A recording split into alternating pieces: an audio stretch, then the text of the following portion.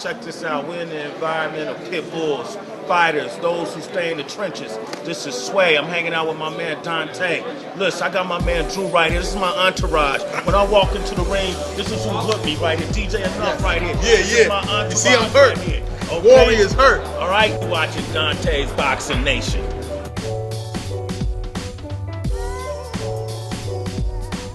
So yeah, people are starting to recognize who you are. I mean, you must feel that from the boxing fans, that you're getting more respect now. Well, you know, I believe that because it took so long to create an American heavyweight champion, that the welterweight division has stolen a lot of spotlight. You know, the welterweight division is one of the most packed with talent when it comes to the sport of boxing. So a lot of people have their eyes on the welterweight division, and I've been, you know, ever since I've premiered on HBO, I've been giving people, you know, exciting fight after exciting fight, and it shows, and my fan base is growing, and we're happy about that. I heard you say before, what is that? To box, to run away is it's fun in boxing or something. What was that you were saying? We were saying that boxing is no fun unless you run. Right. You know, that's just a old saying from the trainers back at my gym, talking about how road work is an essential when it comes to boxing and training for these 12-round world-class fights. Yeah, because when you're in the ring, you're a guy that basically goes straight at your opponent. You don't run much in the ring. Well, I've said it before. He does it all. I like to call myself a yin-yang fighter. So I assess my opponent, and I assess, do they want to be more aggressive than me, or are they going to be less aggressive? If they're less aggressive, then I'll be the aggressor. If they want to be more aggressive, I'm not too into positive versus positive. So I like a yin and yang flow. I will work around you. I will be like a keto. I will turn you, I will move you, and I will counter you if you want to physically try to press me more. I will let you walk into the punch like I did against the Soto Cross fight. That's what I was trying to do as an interview. I was trying to walk into you. And, you bang the boxer, or you box the banger, right? That's right. Well,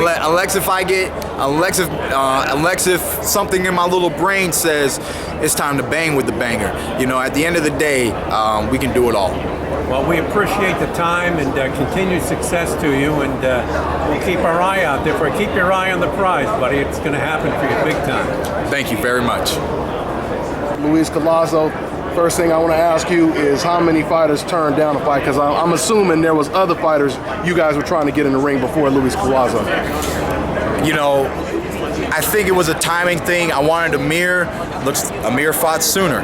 You know, they asked if I would fight Sean Porter. I said yeah, but then, you know, a lot of times when a fighter is presented with a fight, he's presented with more than one opponent, and so I'm not Sean's opponent. And then they also said, Keith, you know, you had a great performance. You know, Al came to me and said, when do you really want? When's a time frame that you'd like to fight? And I said, you know, Al, any date in July I'll take. You know, and he said, well, we got a date in July, and there's one early July that happens to be one of the best dates in July. And how do you feel about it? I said, well, if that's the best date, you know, we're trying to have the best stage, the best platform, and we made it happen.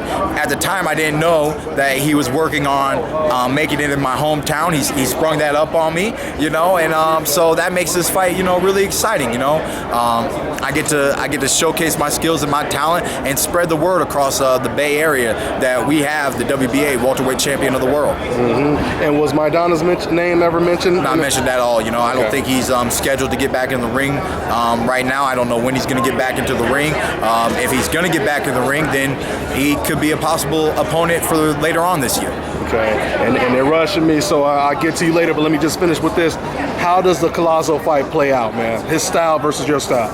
You know, I watched some film on him, and he reminds me a little bit of myself in the sense that he doesn't perform the same every performance. And that makes me wonder how he's going to perform on July 11th. You know, I'm preparing.